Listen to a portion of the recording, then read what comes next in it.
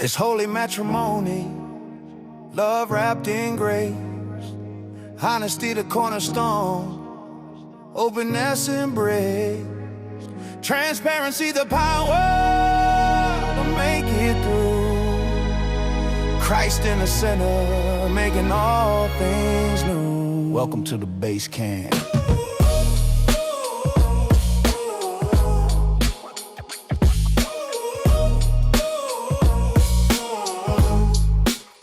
Hey everyone, welcome back to the Marriage Base Camp podcast. I'm Robert and I am here with my ride or die, the one and only Shelly. And so first we need to explain where we've been. Yeah. Because it's been several weeks since we've posted a podcast for our hot minute. For our dozens of listeners. Yeah. Well, let's see. We're in February. In January, we went to a marriage conference down in Phoenix. That was just for Shelly and I. We got just to pour into our marriage. It was really good. And we got back and we had to work a lot on preparing content for a marriage retreat that we were teaching. Yeah. And so we were busy doing that. And then we got sick. Real sick. And so that slowed us down. And then we actually went to the marriage retreat, taught it. It went great. And we recently got back from that. And so, in fact, the podcast today is some of the material that we taught at that retreat. And so, that's kind of where we've been. Yeah. And we don't do this for a living. We have children and pastor a church. So lots of responsibilities. We're not full-time content creators. No.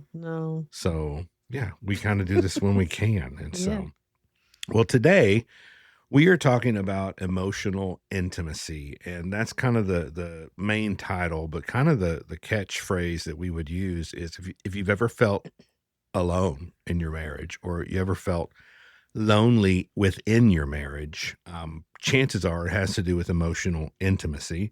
Yeah. And it's just difficult to understand sometimes because, like, if you're talking about something like sexual intimacy, I don't want to say that's easier, but it's like, oh yeah, I know what you're talking about.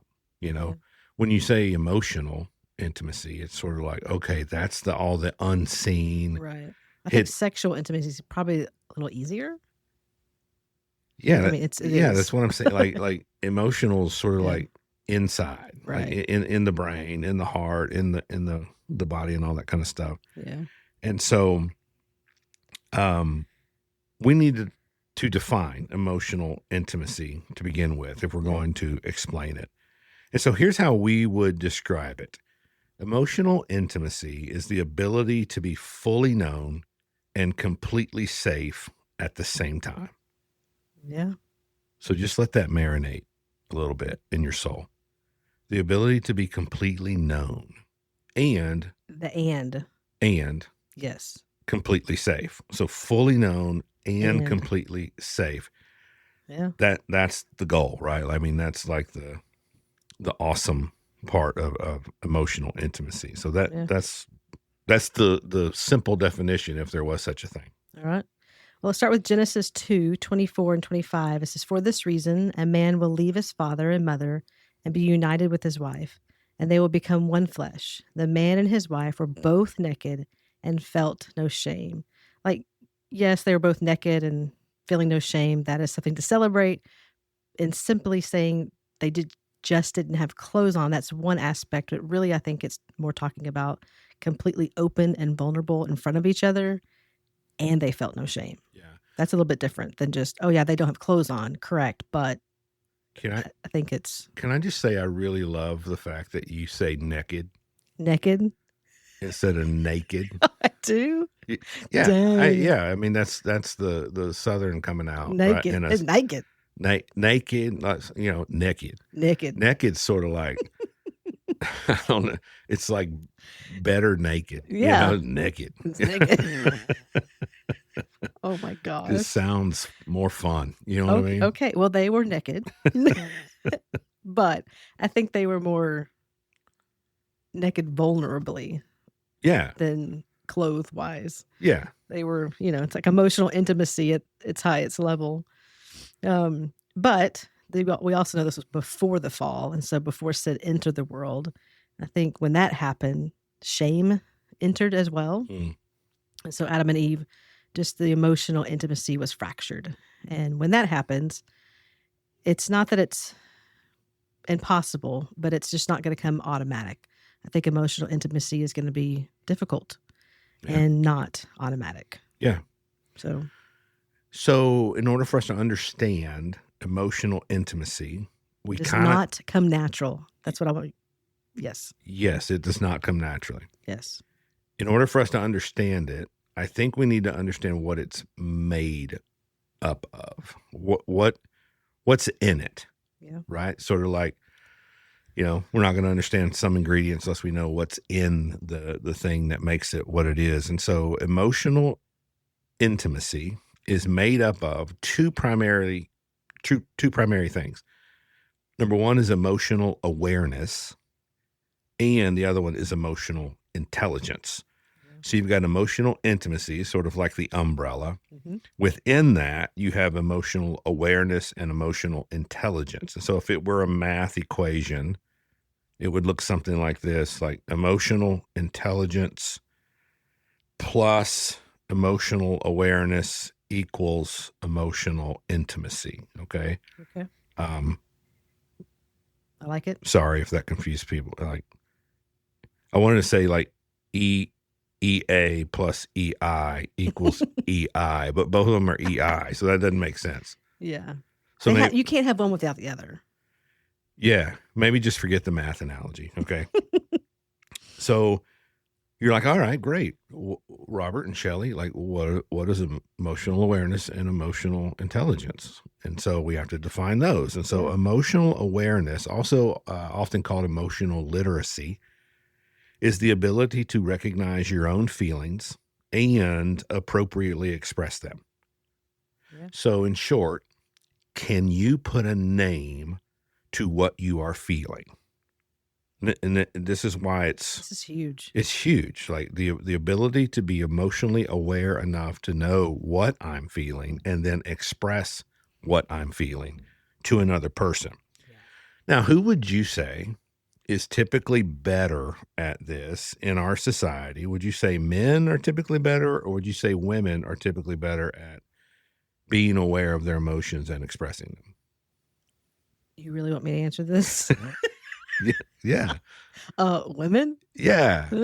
Agreed. I think we would say that women are typically better, and it's not because they're women. It's not a gender thing. Right. I think, you tell me if I'm wrong, you being a woman, I think it's been historically more acceptable for women to share their emotions and feelings than it has men. Okay. Yes. Yeah, I'm sure there are scenarios where that's not the case, or families where that's not the case, but however, beyond the exceptions, I can speak as a boy, as a young man, as a grown up man now. Like, we're just sort of taught to shove down those feelings, don't share those feelings, those feeling words, especially. Mm-hmm. And more than just don't share them, actually replace them with certain attitudes. And so, in short, what we learned is nobody really wants to know if you're sad, because Superman wouldn't cry. Like, you're tough, or be tough, or you're not a quitter. And things like those are just attitudes that we were taught replaces those things that we are probably feeling that make us sound feminine. Yeah. To be honest. Yeah. You sound like a wimp. You sound like a girl. It's more grunting. Crybaby, like those sorts of things. Grunting. Yeah. Yeah, So, it does. It makes you, I think some people would call it weak, which you're not, but that's how they would view it if you have some sort of emotions or something. Yeah. Right. So we're just not great at using real words to define our feelings. And so we grow up not learning how to say, you know what, I'm feeling hurt right now. Right. Or I'm feeling lonely, or I'm feeling scared, or I'm feeling unsure about the future, or overlooked at work. And just those very real, honest feelings, we're just not great at expressing those. And so here is why emotional awareness is so crucial in a relationship. It's because men your wife is not going to understand, probably ever, what it's like to be a man in our culture, our world, our society, all the Yeah. pressures and expectations at home and at work and in the community and all the things that's involved in Providing. that. Yeah, she's not There's going so to much. understand what it's like to be a man. Duh. And women, your husbands, are not going to understand what it's like to be a woman in this society. Mhm.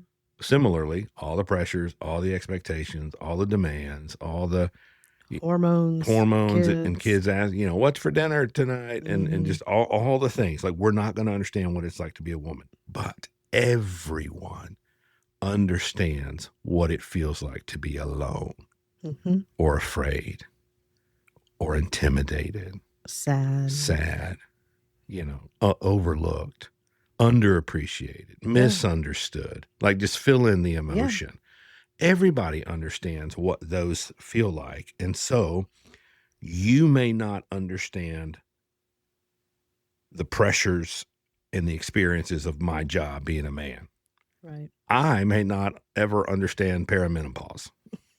Yeah. Nope. You're Right? right. Yeah. But we understand those feelings of being unseen or hurt or misunderstood, those sorts of Yes. things. And this is why when you can share that feeling and express it, there's a instant emotional connection that happens with your spouse, because like we said, they don't understand the context necessarily, but they absolutely understand the feeling. Mhm. And we would just add, as a side note, feeling words like tired, stressed, those don't count. Frustrated. Those don't really, Maybe. I'm not saying they're bad, and they are feeling words. They're just sort of catch-alls. Why are you feeling? Yeah. So what Yeah. happens in guys a lot, like, what's wrong with you? What's going on? I'm just tired. Mhm. I'm just tired. Right. And like, okay. So tired is code for don't talk to me anymore, or I don't want to tell you, but I want you to keep asking, or something like that. Sort of like when people say, how you doing? Fine. Fine. Yeah. It's just that catch-all, like, don't. Mhm. So side note, tired does not count as one of your feeling words. All right. No. So that's emotional awareness. Yep. And we would say that is sort of like the basic level. Like, that's freshman level. Which is crazy because people are not good at this. People aren't good at it. But if you're gonna do emotional intimacy, like, at the very least, you need emotional awareness. There's another level. That's the other component we mentioned. Mhm. And that's where it gets into the varsity level Yeah. stuff. Why don't you tell us about that? So this is emotional intelligence, the ability to recognize your own feelings, awareness of them, plus recognizing your partner's feelings, and then using that information to navigate forward. So Yeah. this is much harder. Like you That's said, next level. That's next level. Yeah. That's why it requires intelligence. So it's not only recognizing your own, it's also recognizing your spouse's feelings and using all of that to move forward. Yeah. Tell us about that. So, just ask yourself, like, if you can't even recognize your own emotions and feelings and put names to them, are you really going to be able to do that with your spouse? Mhm. Like, you might be able to, but you're not going to know what to do with it because you don't even know what to do with yourself. Yeah. So that's going to be a lot harder. And sorry, if you don't know what's happening inside of you, then you're certainly not going to know what's happening and be able to, you're probably going to misinterpret what's happening inside of your spouse, would be my guess. Emotional intelligence is dependent on you having good emotional awareness. And I just think, I don't think it comes supernatural. So you might need to get some help if you have completely zero emotional awareness. Like, if you do not know what's going inside of you going on, you might need to get some help with that. To play on those words you just said, I don't think it comes supernatural. I think you meant supernaturally. It's not True. real often. I do think it's supernatural. Yeah. Like, this is an ability that is beyond almost normal human ability. Yeah. Yeah, absolutely. You have to slow down. Yeah. And the truth is, emotional intimacy turns conflict into connection. but pride turns it into combat. Yeah, and we've talked about combat and conflict in a previous episode. So, quick recap. Emotional intimacy is a combination of emotional awareness and emotional intelligence. So there's a lot going on, okay? And that's why it's just difficult to be excellent in emotional intimacy. I just don't think a whole lot of married couples get to this level. I think they stay very surface. And we'll talk about that, I think, a little bit. But yeah, difficult but not impossible. Correct. It is possible. So totally. Every now and then you get yourself someone who is just good old not great at recognizing their own emotions, right, or expressing their own emotions. They're also not great at recognizing their spouse's feelings and emotions, or even understanding and expressing what their spouse may be feeling, which means they don't have the ability to navigate forward. And when that happens, when that perfect storm of, I dare say, ignorance, inability might be a better term. When that happens, what you have is just good old-fashioned emotional immaturity. Yeah. At that point. And that's one of those terms that gets thrown around a lot these days. And so we would just say this: just because your spouse gets on your nerves doesn't mean they're emotionally immature. Correct. Okay. Just because your spouse disagrees with you doesn't mean they're emotionally immature. So you can't just be like, you're emotionally immature because you said something I didn't like. Right. No. That's not emotional immaturity. Also, when we say immaturity, don't simply think inexperienced or young. A lot of people think, oh, the young people are all emotionally immature because they don't have life experience. Right. No. It's not just for the young. There are fully grown men and women out there who are more emotionally immature than some 20-year-olds that we have met. So it's not about age necessarily. It's about responsibility. It's about understanding. And so if you're wondering, what does emotional immaturity look like? Here are some common behaviors of that. Avoiding responsibilities. So this are things like procrastination and blame shifting. Yeah. And none of these are one-offs. Like, we're talking about patterns here. What about escapism into distractions? And so this is just constantly numbing out, sort of doom scrolling. And again, like, we're talking habitual, like we all doom scroll from time to time. But so, if that's what you do every day, all day, okay, now we got some issues. Inappropriate emotional expressions. This shows up in things like tantrums, sulking, exploding out of nowhere, maybe even stonewalling. Can you explain what stonewalling is? Yeah. Stonewalling is, think of an actual stone wall. Okay. Immovable. Like, you ever heard the phrase, so stubborn it could argue with a brick wall? Yes. Sort of that, like, stonewalling is just, you're going to go emotionless. Okay. You're checked out in a very firm way. You are almost like a stone wall. Okay. Because I think we people say that, and then I don't think a lot of people understand what is that? Yeah, there's a technical definition that I don't know off the top of my head right now. Yeah, but no way you explained it. But that's the way it happens is, you basically turn into an immovable, uncaring, emotionless object. Yeah. And it's just like, okay, fine, whatever. Well, I guess we're done here. Yep. And so, I don't know. I probably butchered that. No, you didn't. It was good. Correct us in the comments if you want. Another behavior is lack of empathy. So if you're just cold against someone, or just dismissive, things like that, or even poor coping skills, if you're excessively reactive, or you catastrophize, which is, everything is a catastrophe, even when it's not, sort of thing. So those are common behaviors of emotionally immature people. And we are mentioning this not so that you will see these patterns, these traits in your spouse and think, aha, I knew it. They are emotionally immature. No. We mention these so that you will recognize these in yourself. Yeah. Because when you can do that, that's Yeah. good. That's when it can change. Because emotional immaturity, when it's left unchecked, undealt with, it will lead to things like unhealthy relationship dynamics, communication breakdowns, and emotional distance. And a lot of people in a lot of marriages would argue with us and say, yeah, Robert, Shelley, but come on. Like, isn't that just what it means to be married? Just, those times of unhealthy relationship dynamics and emotional disconnection and distance. And I mean, isn't that what it means to be married? And we would say, no, it could be, but it doesn't have to be. Right. There are couples who actually do the hard work of working against those toxic patterns and disconnection and emotional distance. They put rhythms and habits and rituals into their life and into their relationship that actively fight against those things so that those aren't common.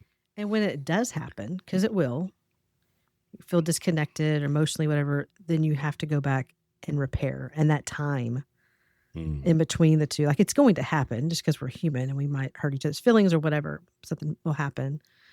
But you don't stay there. It's not a pattern. You go back to repair and then you get back on track. Yeah. Like, you don't stay there. So we have these patterns. We have these, like you said, rhythms and habits.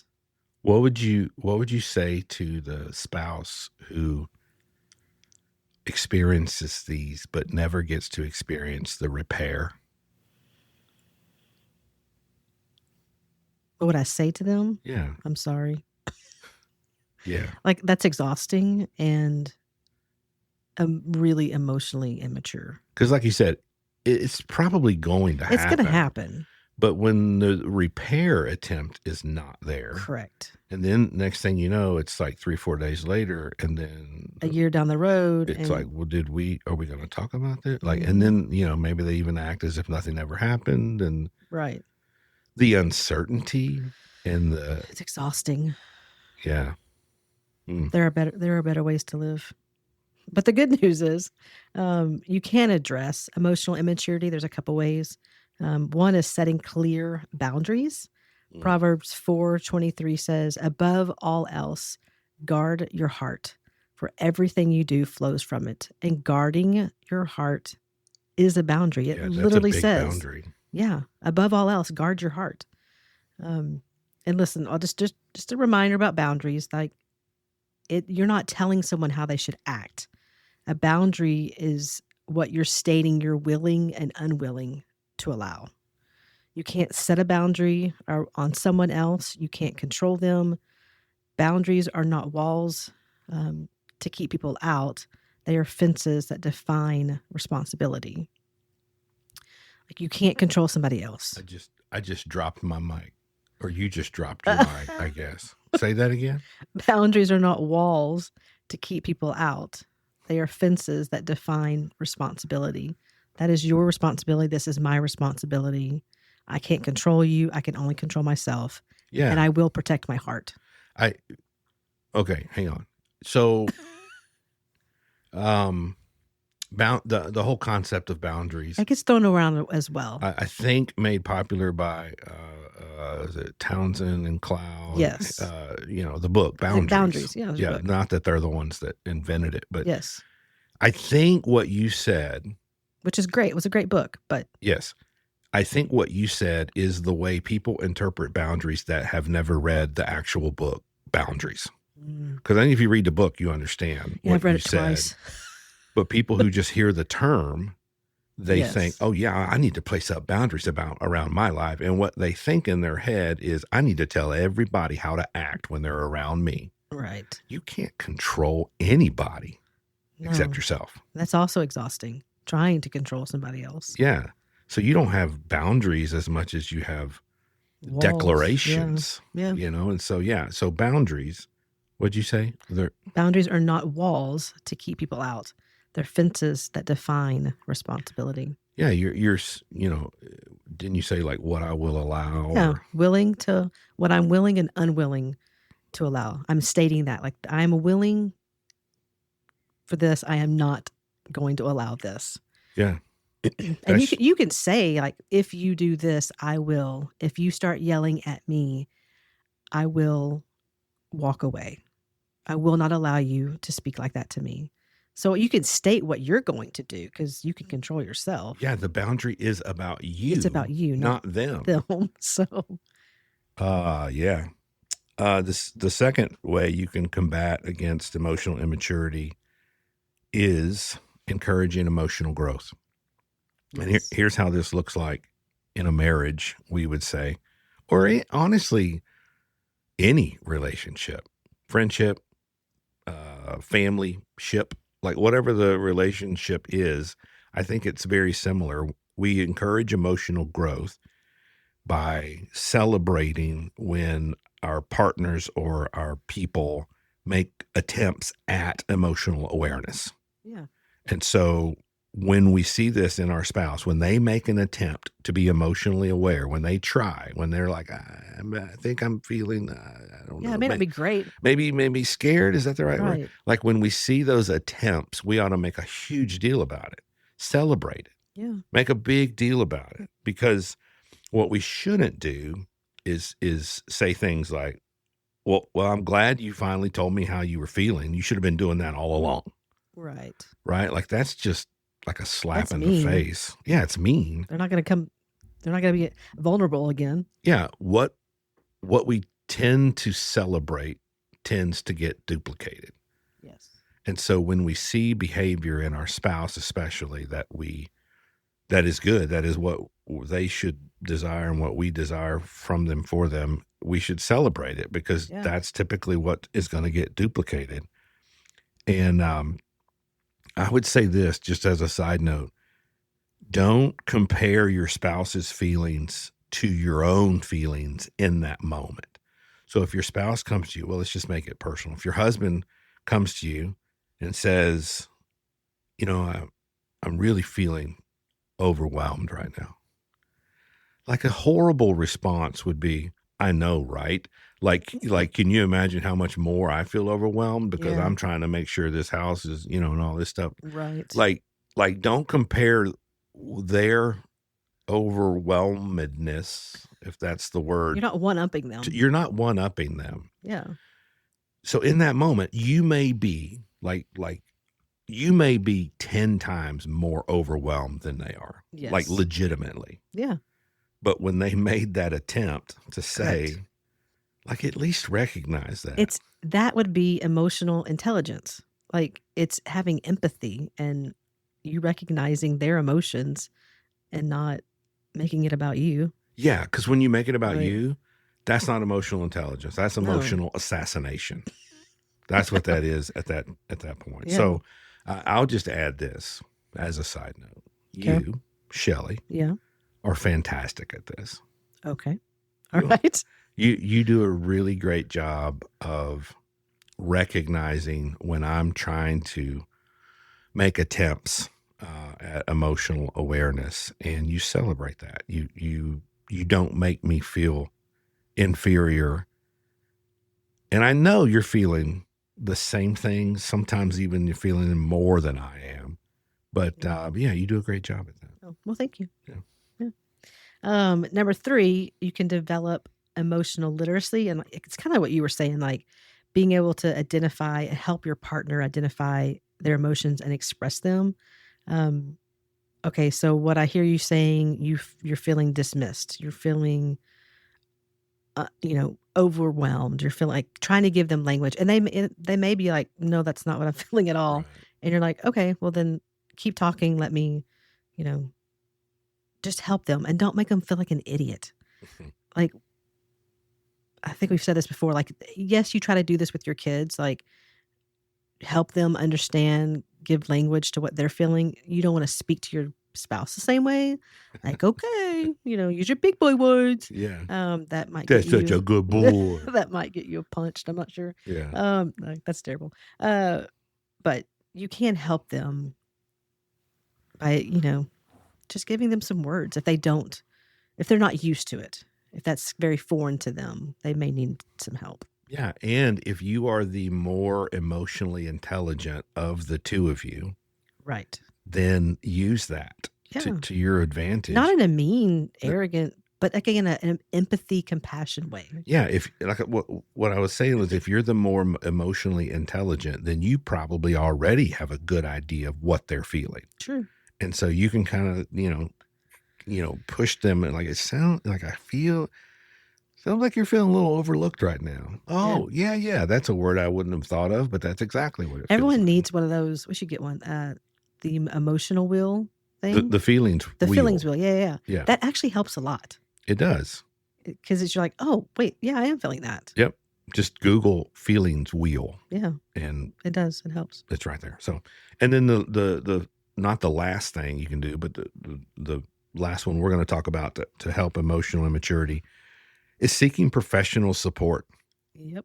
We would highly recommend considering counseling or therapy to address the underlying issues of why there's emotional immaturity there to begin with.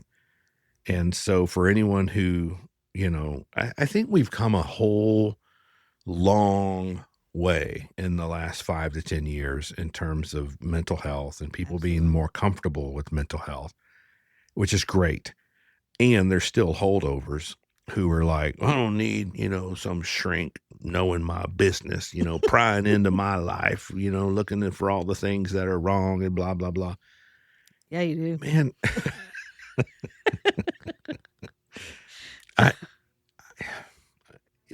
okay, let's be honest. A lot of times that's a guy. It's a guy. Yeah. And I would just say this to Mr.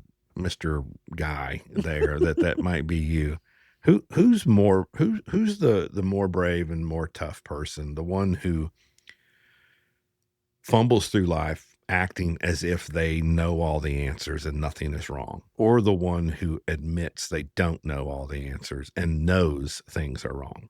Yeah. Like, who's more brave? Who's tougher in that situation? Want to be in partnership with and living with?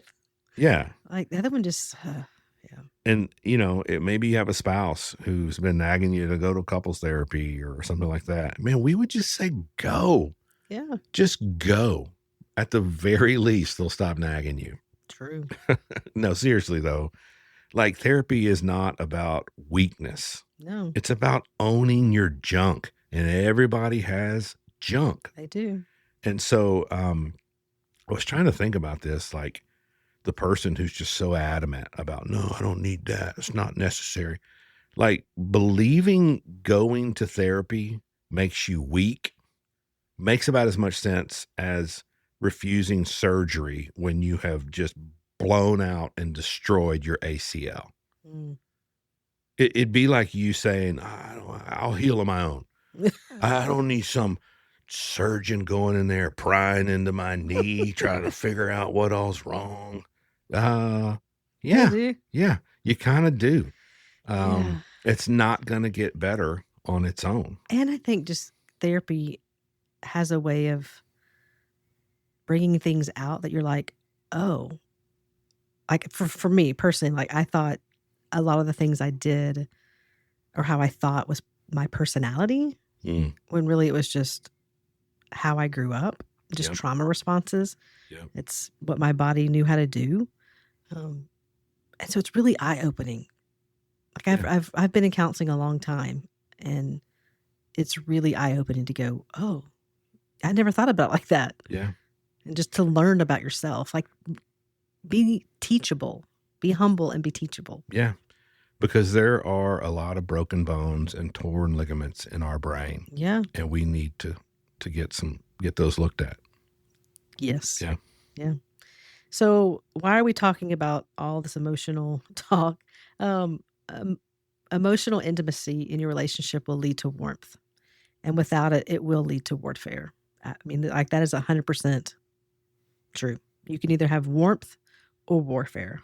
Which one do you want? Yeah.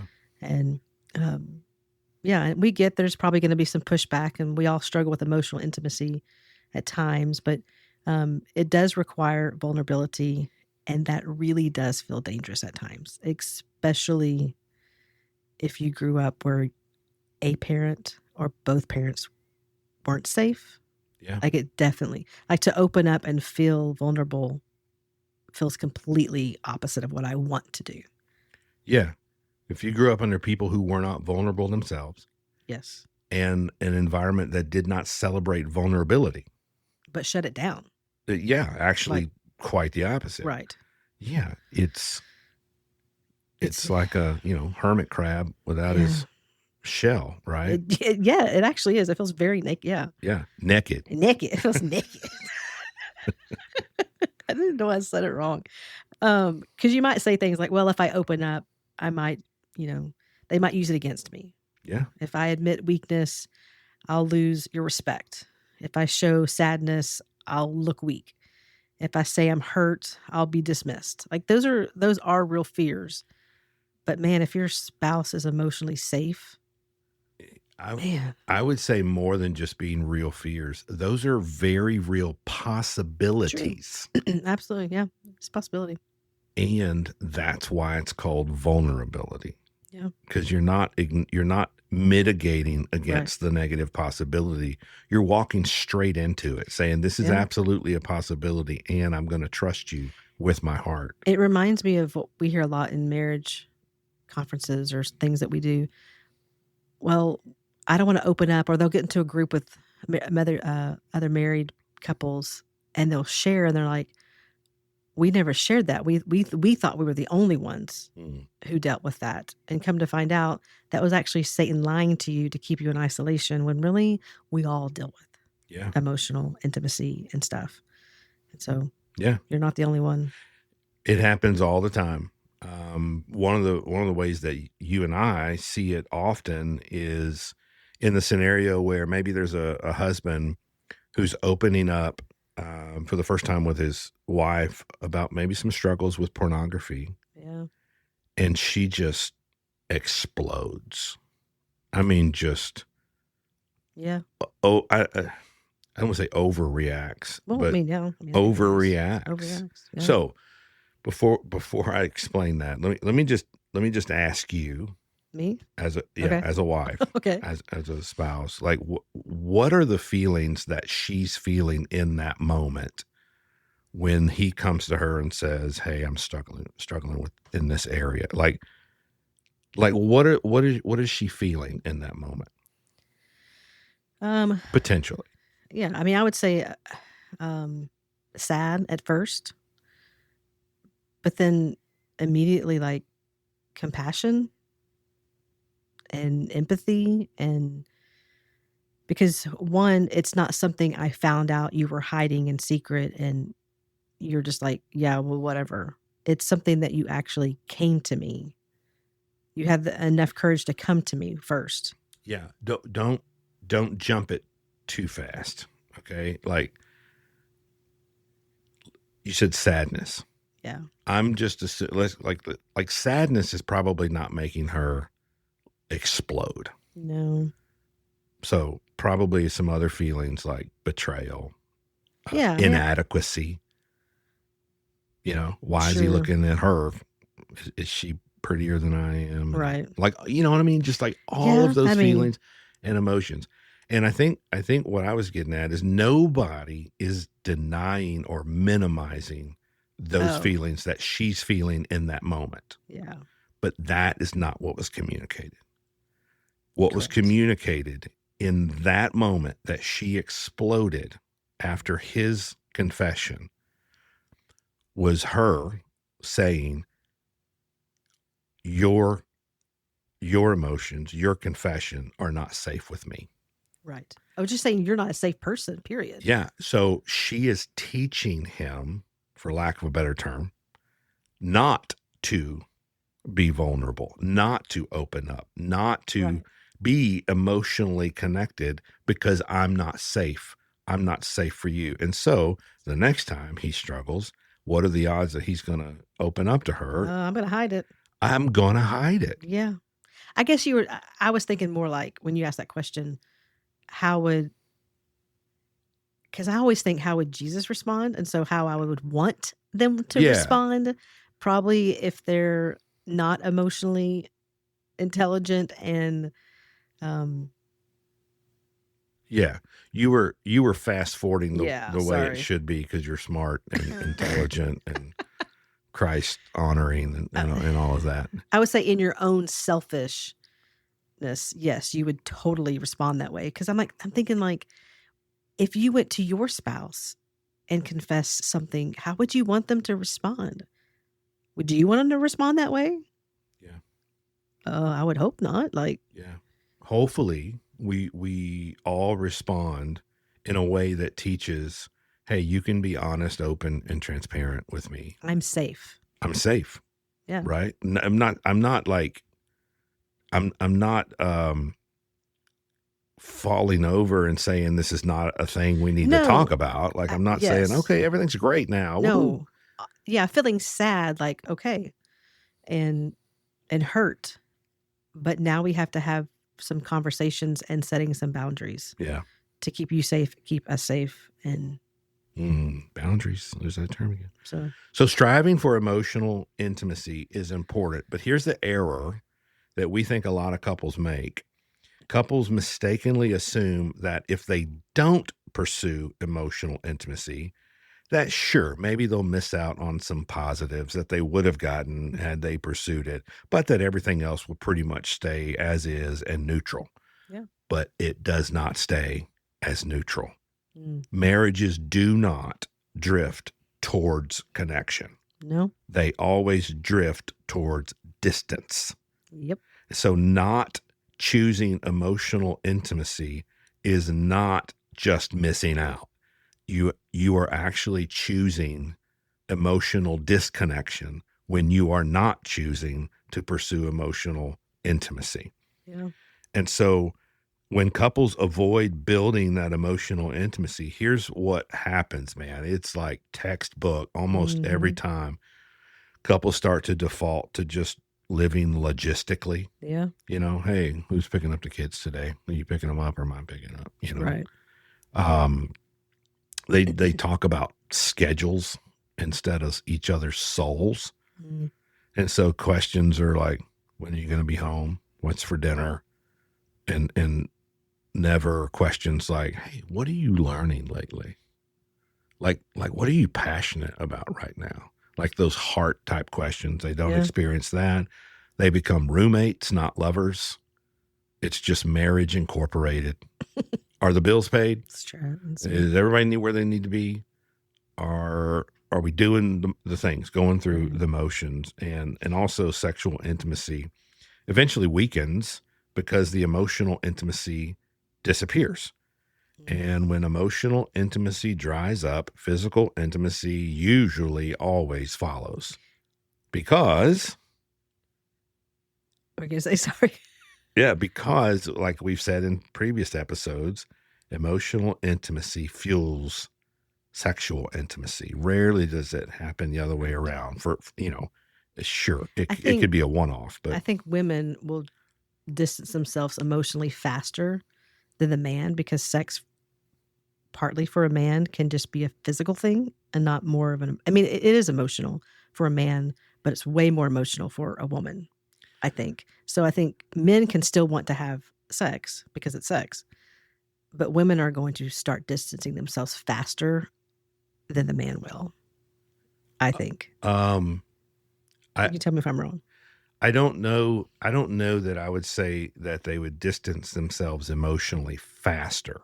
I think the way I would say it is it takes longer for the woman to disconnect emotionally. Yes. But when she does, the time that she then reconnects with someone else physically is very short. It's almost like once that emotional connection is broken, then everything's free game. Because for a lot of women, that's when affairs start happening. That is what is driving. Right. Whereas a man is, I don't want to say less emotionally connected, but that's why a lot of men can have affairs with their wife and still truly, absolutely emotionally love their wives. Yes. Because it's just, they've convinced themselves, oh, it's just an act. It's just sex or whatever. You can compartmentalize. You have these little boxes in your head. Yeah. As a man, it's crazy. That's not a box you want. People. Right. So we want to give you guys a summit challenge for this episode. And so for the next, how many days do we want to? A week, 7 days. 7 days. For the next 7 days, once a day, okay, at your discretion when you do it. It doesn't matter to us. Once a day, share one feeling with each other that's not, angry, tired, stressed, fine. Like those don't count, remember? Yeah. So use very real language. So what, the question that you're answering in your own head is this: what's something I've been feeling lately that I haven't said out loud? Now, Yeah. this could be all different sources, right? The context can be different. You could say, examples would be, I'm feeling insecure about ... or I'm feeling overwhelmed because XYZ, or I'm feeling lonely when such and such happens, and it doesn't all have to be marriage related. It could be anything. It could be work related. It could be health related. It could be kids related. Yeah. But work hard to put a feeling to what you've probably been feeling lately, but you just haven't said out loud to your spouse. And when you do this, by the way, you're going to take turns doing this, and you're going to see this connection that's almost naturally built just in the process of doing this. So one spouse is going to share, the other spouse is just going to listen. That's it, right? Like that is it.